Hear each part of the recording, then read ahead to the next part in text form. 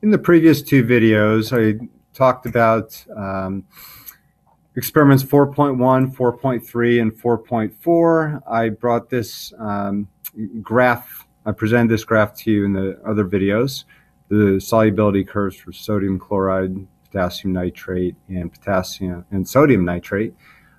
Just want to make some general comments about these graphs.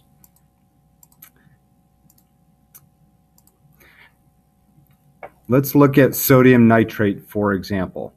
We'll just take 50 degrees Celsius as an example. If a solution of sodium nitrate exists at 50 degrees Celsius, it falls at that point on the curve, right around there.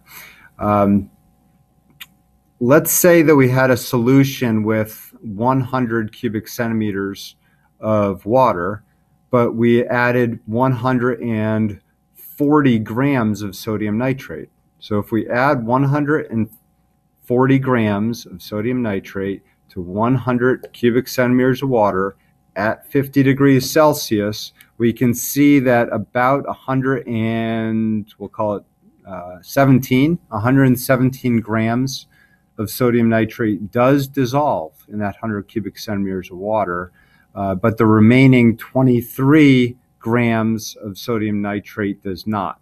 So this much sodium nitrate does not dissolve at 50 degrees Celsius. So I could ask a question, to what temperature must the sodium nitrate solution be heated to dissolve all 140 grams?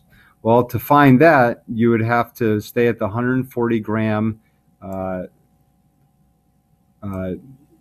spot on the vertical axis, stay on that line horizontally, and we can see that it intercepts the sodium nitrate curve at this point here, which is at a temperature of roughly 74 degrees or so. So that would be the answer. You would have to heat the solution from 50 to 74 degrees in order to dissolve all 140 grams of sodium nitrate in 100 cubic centimeters of water. Let's try the reverse. Let's say we were to have a different color here. Let's say we were to have 100 grams of potassium nitrate in 100 cubic centimeters of water at 90 degrees. Well, at 90 degrees, we can see that the solubility for potassium nitrate is up around 203, maybe, 203 grams per 100 cubic centimeters. But I said we had 100 grams of potassium nitrate in the solution. So I could ask a temperature or a question, to what temperature must you cool the potassium nitrate solution in order for the solution to be saturated or at its solubility? Well, if we follow the 100 line across until we hit the blue line, the potassium nitrate line, we see it intersects right here. So that is at a temperature of about 57 degrees Celsius. So the answer to that, my last question, would be you would have to cool the potassium nitrate solution from 90 degrees down to 57 degrees Celsius to make a saturated solution where 100 grams of potassium nitrate is dissolved in 100 cubic centimeters of water.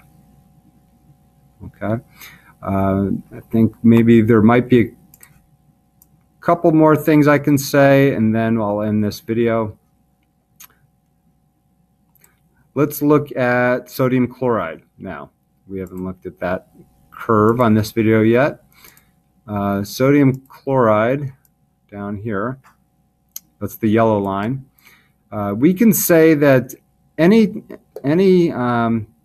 time that you would plot out a point that lies above this line, so above this line, anywhere above this yellow line, we would say there would be some solid in the test tube.